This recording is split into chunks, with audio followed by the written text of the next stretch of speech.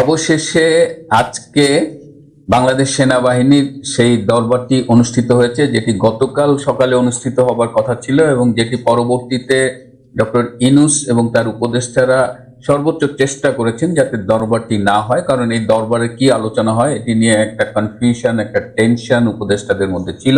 অবশেষে আজকে সকাল 10:30টায় এই দরবারটি অনুষ্ঠিত হয়েছে।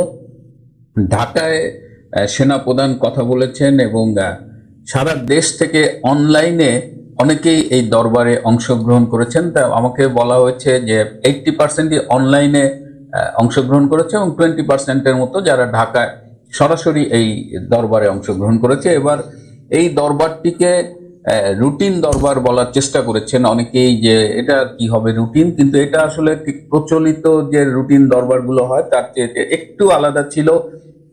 এখানে ইন্টারঅ্যাক্টিভ একটা সেশন হয়েছে, প্রায় 2.5 ঘন্টা স্থায়ী এই দরবারে সেনা প্রধান বক্তব্য রেখেছেন হয়তো 5-6 মিনিট। বাকিটা সময় তিনি বিভিন্ন স্তরের আর্মি অফিসারদের প্রশ্নের উত্তর দিয়েছেন। এখানে প্রশ্ন করেছেন মূলত জুনিয়র অফিসাররা, কেউ প্রশ্ন করেছেন বলে শুনিনি। তো এখানে অনেক বিষয়ে প্রশ্ন হয়েছে, মোটামুটি যে সব বিষয় নিয়ে আমরা আলোচনা হতে শুনি সব বিষয়ই উঠে এসেছে আলোচনায়। সেনা প্রধান তার বক্তব্যে বলেছেন যে তিনি 2026 সালের 1 জানুয়ারি একটি নতুন সরকার দেখতে চান এবং একটি সুষ্ঠু নির্বাচনের মাধ্যমে একটি নতুন সরকার নির্বাচিত হবে এবং তিনি আশা প্রকাশ করেন যে 1 জানুয়ারি নতুন সরকার দায়িত্ব গ্রহণ করবেন। সো 1 জানুয়ারি একটি সরকার দায়িত্ব গ্রহণ করতে হলে কবে নির্বাচন অনুষ্ঠিত হবে, কবে নির্বাচনের ঘোষণা দিতে হবে, ভোটার লিস্ট ঠিক করতে হবে, তিনি বলেছেন যে ব্যাক ক্যালকুলেশন করে ওই তারিখ অনুযায়ী পর্যাপ্ত ব্যবস্থা নিতে হবে যাতে এমনভাবে ডিসেম্বরে নির্বাচনটি অনুষ্ঠিত হয় যাতে জানুয়ারির 1 তারিখেই নতুন সরকার দায়িত্ব নিতে পারে। এই ছাড়াও আরো অনেক প্রশ্ন এসেছে। একজন জুনিয়র অফিসার জিজ্ঞেস করেছিলেন যে সারা দেশে এই যে মব সন্ত্রাস চলছে, চাঁদাবাজি চলছে, এটা এটার ব্যাপারে আমাদের কি করা উচিত, এবং সেখানে সেনাপ্রধান খুব স্পষ্ট করে বলেছেন যে ভবিষ্যতে আর এগুলো টলারেট করা হবে না এবং এ ব্যাপারে জিরো টলারেন্স দেখানোর নির্দেশ দিয়েছেন। এই চাঁদাবাজি, মব সন্ত্রাসের নামে যা চলছে এতদিন, এগুলো আর সেনাবাহিনী সহ্য করবে না। এছাড়া সংস্কারের পক্ষে কমপক্ষে 3 জন জুনিয়র অফিসার কথা বলেছেন, একজন কমান্ডো প্রশিক্ষণপ্রাপ্ত ক্যাপ্টেন, একজন আর্মি এভিয়েশনের কর্মরত অফিসার এবং আরেকজন অধ্যক্ষরের মেজর। এদের টোনটা অনেকটা ছিল এই যে এনসিপি যে ভাষায় কথা বলে, বৈষম্য বিরোধী ছাত্র আন্দোলনের সমন্বয়করা যে ভাষায় কথা বলে, তারা এই ভাষায় কথা বলে বলতে চেয়েছে যে 16 বছর দেশে একটা অনিয়ম অরাজকতা ছিল, সেখান থেকে সংস্কার কি হবে। কিন্তু এই সংস্কারের এই আলোচনাটা ওভারঅল হাউসে তেমন মানে সমর্থন পায়নি এবং অনেকে অবাক হয়েছে তাদের কথাবার্তা, প্রশ্নের ধরন দেখে। তবে ওভারঅল সংস্কার সম্পর্কে সেনাপ্রধান যেটি বলেছে, এই যে আগস্টের পর থেকে সংস্কার সংস্কার বলা হচ্ছে, কিন্তু কিসের সংস্কার হচ্ছে, কিভাবে হচ্ছে, এ ব্যাপারে বাংলাদেশ সেনাবাহিনীকে অন্ধকারে রাখা হয়েছে। তারা আসলে জানেন না যে কোথায় সংস্কার এবং কিভাবে সংস্কার হচ্ছে। তো এই বিষয়ে তিনি বিস্ময় প্রকাশ করেন যে সংস্কারটা কোথায় কিভাবে হচ্ছে বাংলাদেশের সেনাবাহিনী সেটা জানে না। একজন জুনিয়র অফিসার বলেছেন যে বর্তমানে আর্মি যেভাবে দায়িত্ব পালন করছে রাজপথে, যার ফলে আর্মির কিন্তু ডিফেইমড হচ্ছে, আর্মির সুনাম ক্ষুণ্ণ হচ্ছে। তো তিনি বলেন যে মতো অবস্থায় আর্মির উচিত যে ইমিডিয়েটলি উইথড্র করে ব্যারাকে ফিরে আসা, তাহলে মানুষজন আর্মি ছাড়া কিছুদিন থেকে দেখুক যে কেমন আছে, কেমন চলছে দেশ। এই প্রশ্নের উত্তরে সেনা প্রধান বলেন যে না, আমরা এভাবে চাইলেই মাঠ থেকে ব্যারাকে ফিরে আসতে পারি না, আমাদের উপরে একটা দায়িত্ব অর্পিত আছে এবং এই দায়িত্ব আমাদের সততার সাথে, পেশাদারিত্বের সাথে পালন করতে হবে।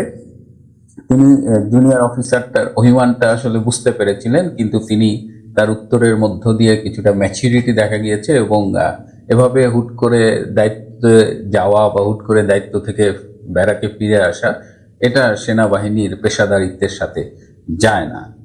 এই সেনা দরবারে করিডোর এবং চট্টগ্রামের বন্দর বিদেশিদের হাতে দেওয়া নিয়ে ব্যাপক আলোচনা হয়, অনেকেই প্রশ্ন করেছেন এবং সেনাপ্রধান খুব স্পষ্টভাবে এই দুটো বিষয় ক্লিয়ার করেছেন। তিনি বলেছেন আমরা কোনো অবস্থায় বিদেশি শক্তির কাছে মানবিক সহায়তা নামে বা যে কোনো নামে করিডোর দেওয়াটাকে সমর্থন করি না, স্ট্রেট। এ ব্যাপারে কিন্তু তিনি খুব রিজিড ছিলেন যে একেবারে সে নো টু করিডোর। পাশাপাশি চট্টগ্রাম বন্দরের ব্যাপারেও তিনি বলেছেন যে আমরা সরকারকে স্পষ্ট জানিয়ে দিয়েছি যে করিডোর দেবার ব্যাপারে এবং বন্দর দেবার ব্যাপারে আমাদের সমর্থন নেই, আমরা এটা সমর্থন করি না। সেনাপ্রধান আরো বলেন যে করিডোরের প্রশ্নে আমাদের প্রতিবেশী ভারত, মিয়ানমার এবং চীন তাদের সিরিয়াস কনসার্ন আছে, তারাও এই করিডোরের ব্যাপারটা পছন্দ করছে না। এবং তিনি 3বার বলেন করিডোর ইজ ভেরি ডেঞ্জারাস। এই যে করিডোর ইজ ভেরি ডেঞ্জারাস 3বার বলার মধ্য দিয়ে তিনি এই বিষয়টার গুরুত্ব বোঝাতে সক্ষম হয়েছেন। এবং সেনাবাহিনীর মধ্যে কিন্তু একটা ব্যাপক প্রায় 80%-এরও বেশি তারা কিন্তু এই করিডোর এবং বন্দর দেবার বিপক্ষে।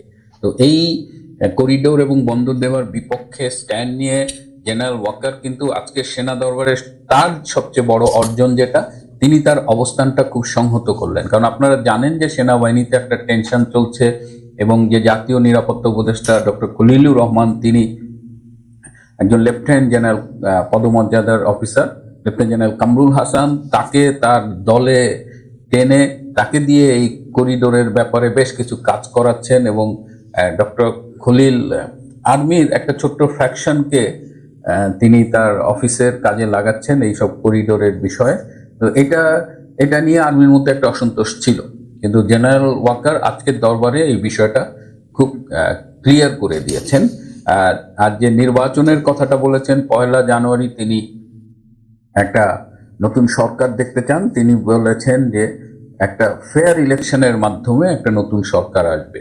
তিনি ফেয়ার ইলেকশন শব্দটা উচ্চারণ করেছেন, কিন্তু এই সমগ্র দরবারে কোনো প্রশ্ন মানে আওয়ামী লীগ নির্বাচনে অংশগ্রহণ করতে পারবে কিনা এই নিয়ে কোনো আর্মি অফিসার কোনো প্রশ্ন করেনি। এবং সেনাপ্রধান নিজের থেকেও এই আওয়ামী লীগের অংশগ্রহণ প্রশ্নে কিছু বলেননি, এমনকি তিনি ইনক্লুসিভ শব্দটাও উচ্চারণ করেননি, তিনি বলেছেন ফেয়ার ইলেকশন।